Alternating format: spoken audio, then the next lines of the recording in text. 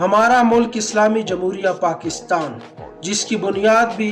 کلمے کے نام پر رکھی گئی ہے، جس ملک کے اندر انصاف نام کی کوئی چیز نہیں ہے، جس ملک کے اندر فارم 47 سے اور بنا عوامی مینڈیٹ لیے حکمران ہم پر مسلط کر دیے جاتے ہیں،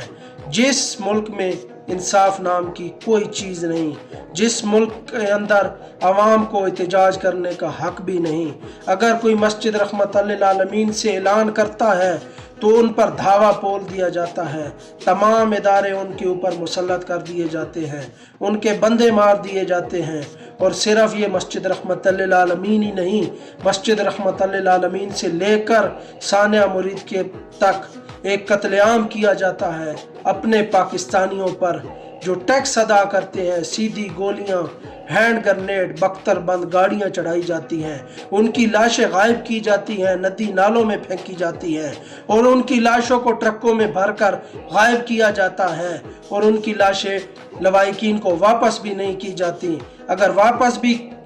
کی جاتی ہیں تو یہ شرطیں رکھی جاتی ہیں کہ جنازہ بھی رات کو ہوگا اور محدود بندے جو ہے ان جنازوں میں شرکت کریں گے۔ اور ہمارا وہ اسلامی ملک ہے جس کے اندر میڈیا بھی آزاد نہیں ہے، یک طرفہ موقف دکھاتا ہے، اس کو دوسرے کا موقف دکھانے کی اجازت بھی نہیں ہے۔ اگر کوئی سوشل میڈیا پر ٹرینڈ چلاتا ہے اور کوئی سوشل میڈیا پر آواز بلند کرتا ہے تو ان کے گھر والوں کو اٹھا لیا جاتا ہے، ان کی اکاؤنٹ بین کر دیے جاتے ہیں، ان کی آواز کو دبایا جاتا ہے۔ اور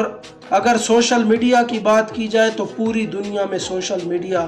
ایک مقام رکھتا ہے، اس کی اپنی پاور ہے، لیکن ملک کے پاکستان کے حکمران اس حد تک بے ہوش ہو چکے ہیں کہ 2 سال سے پی ٹی آئی کے لوگ عمران خان کی رہائی کے حوالے سے ٹاپ ٹرینڈ چلا رہے ہیں، سوشل میڈیا پر جدھر دیکھو ان کی آواز چل رہی ہے، لیکن پھر بھی ان کی آواز کو دبایا جا رہا ہے۔ اتنے بے حس حکمران ہیں، بنا عوامی